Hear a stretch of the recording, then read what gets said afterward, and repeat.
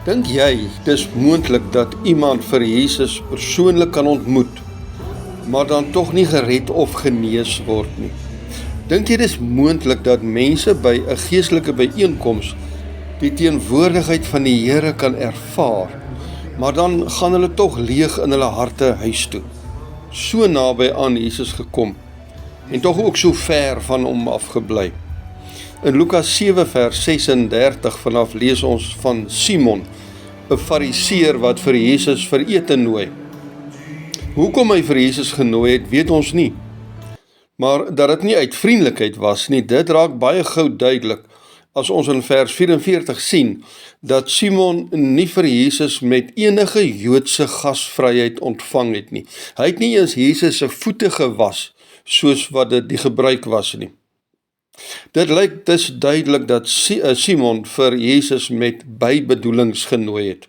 Want toe 'n prostituut daar inkom en by Jesus se voete kom sit en sy voete met haar trane was en haar trane met haar hare afdroog en dan nog sy voete met reukolie salf, toe beledig Simon vir Jesus deur vir hom te sê: Here Jesus, as jy regtig 'n profeet was, dan sou jy geweet het, dis 'n vrou met 'n donker lewe wat nou aan jou raak, en dan sou jy die vrou nie toegelaat het om enigstens aan jou te raak nie.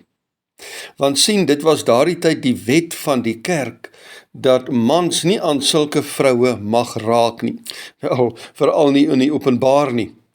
Op die ou einde sê Jesus vir hierdie vrou, dat haar sondes vergewe is. Hy sê vir haar dat haar geloof haar gered het. Hy sê vir haar dat sy in vrede huis toe kan gaan. Maar hy sê nie dieselfde vir Simon nie. So, wat was Simon se eintlike probleem dan? Wel, Simon nooi vir Jesus by sy huis in, maar hy nooi nooit vir Jesus in sy hart in nie. En die vrou? Wel, sy kom ongenooid by Simon se huis in, omdat sy gehoor het die Here Jesus is daar binne. Maar sy wil hom nie net uit nuuskierigheid sien nie met bybedoelings nie.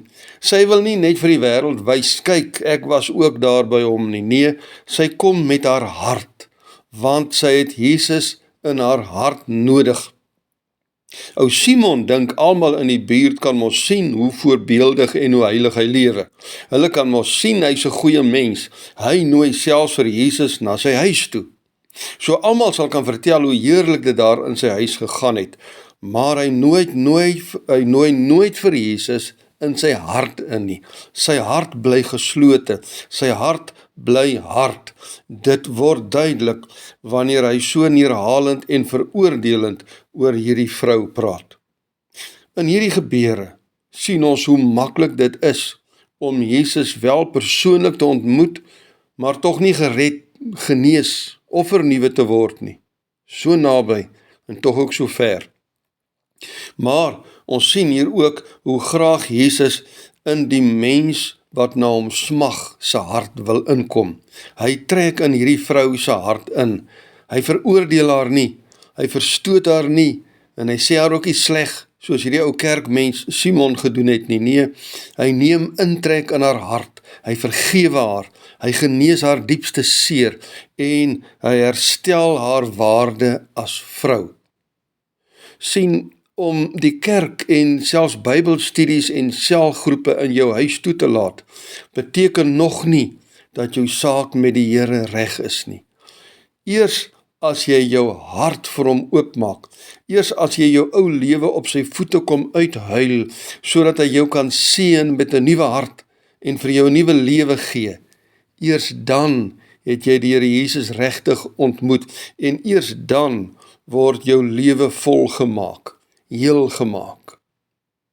Here God, ek nooi nou nie net vir u net in my huis in nie, maar ook in my hart.